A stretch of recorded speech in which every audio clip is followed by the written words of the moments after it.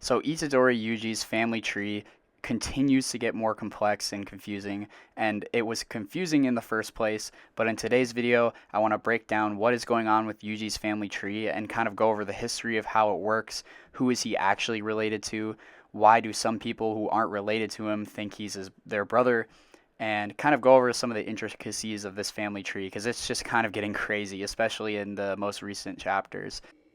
And obviously, a quick spoiler warning for those who aren't caught up with the manga. The first thing we know about Yuji's family is that his mother was taken over by Kenjaku at some point. So his mother's name was Kaori Itadori, and once she was taken over by Kenjaku, that is when Yuji was conceived and born.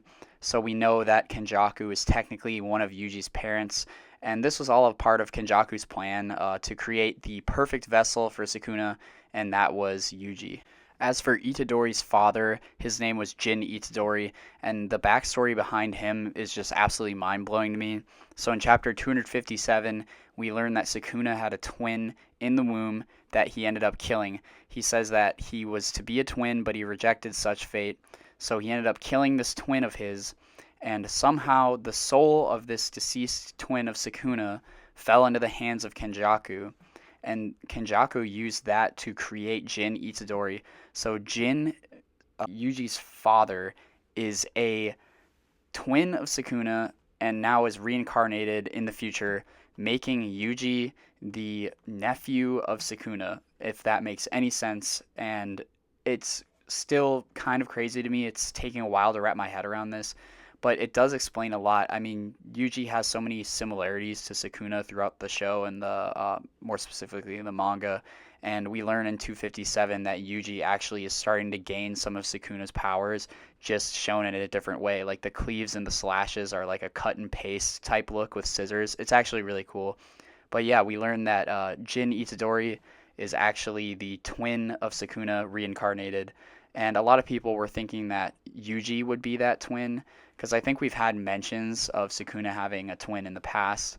But yeah, this is where we get confirmation that Jin is the twin or reincarnated twin of Sukuna, making Yuji Sukuna's nephew. This is what makes Yuji so interesting is he's purely a creation of one of the series villains. Kenjaku is the reason for Yuji existing, and it's quite interesting. I mean, Kenjaku's in the body of Yuji's own mother, taking control of her and birthing Yuji, and he's also responsible for his father in taking that soul and reincarnating it into Jin Itadori.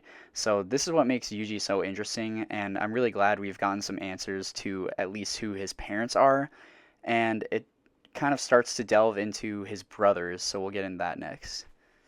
So Yuji's best friend and brother, Todo, in actuality isn't Yuji's blood brother, but they are brothers due to their connection that they have. Todo felt a connection with Yuji when he had similar interests as him, and their fighting together just proves how good of a bond they have.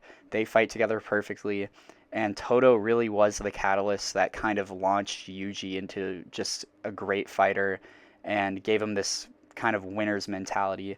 And it's really unfortunate that Todo hasn't returned to the story at all because he is really Yuji's best friend, and yeah, I mean, he definitely considers him brother, but it's pretty simple in terms of who's his actual brother. Todo is not related to him, unlike our next character. So Choso is half cursed spirit and half human, and Noritoshi Kamo, and not to be confused with this Noritoshi Kamo, mixed his blood with Choso's mother's blood, who was impregnated by a curse. And again, kind of like Yuji, this is like a weird, crazy upbringing, but Choso is only half human and he is half cursed. That kind of explains some of the weirdness going on with him. But he does have the blood manipulation ability, and now we know Yuji has that as well, so that could be a familial bond as well. But Yuji is half brothers with Choso, and this is why in the Shibuya incident, Choso went from trying to kill Yuji and then had that vision, the false memory of eating dinner with Yuji and his other two brothers, and decided that Yuji is his younger brother and he has to go protect him now. So these two are related by blood, and it's kind of nice that Yuji actually has like a close connection like this, even though Choso kind of started as a villain. but he's had a great redemption arc and now is a fan favorite for a reason. And Choso's a great brother, and we're glad to have him around. So among the 9 death painting wombs, there's Kechizu and Isu, and these two are actually also related to Yuji, just because of how they were Kenjaku experiments. And unfortunately, at the end of season 1, they were completely villains and were killed by Nobara and Yuji. And it comes to mind how this would have played out if they had figured out that Yuji was actually their half brother, kind of like Choso figured out. He immediately changed his mind and kind of his went against his old allies to fight for his brother since they had such a strong bond. And these two brothers in this fight were really connected with each other. And it is quite unfortunate that Yuji was the one who had killed them. But yeah, these two are half brothers of Yuji, or were, I guess I should say. And there are other death painting wombs, so I believe there's, 5 more or 6 more after those 3. And it is implied Yuji actually ate these death painting wombs before the Shinjuku battle in order to gain more powers. It's implied, but we haven't really seen exactly how that works. I don't think we need to either, but yeah, they were kind of just in these little vials. And yeah, they were not nearly as important as the other ones, like Choso. The final family member we haven't really touched on yet is Yuji's grandfather, Wasuke. I think that's how you say his name. But he was kind of in the beginning of the story. He is slightly relevant when there's a flashback to Jin holding Yuji, where he mentions that he does not trust his wife, Kaori. And that's kind of where we get the famous panel where she walks in and you can see the stitches on her head. So yeah, he hasn't been super relevant to the story since the earlier chapters, but he is a sign of speculation for some people, and there could be some potential future reveals involving him.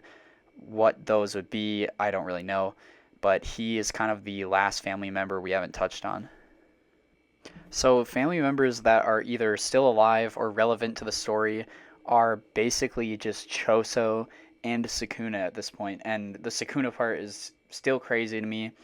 I'm sure a lot of us are still kind of processing that whole reveal, but it is true. He is kind of a family member, or not even kind of, he just straight up is, and Choso is as well. Of course, Todo, the best brother, is still alive, but he's kind of MIA. He's not really able to fight much anymore, so he's not super relevant to what's going on in the story.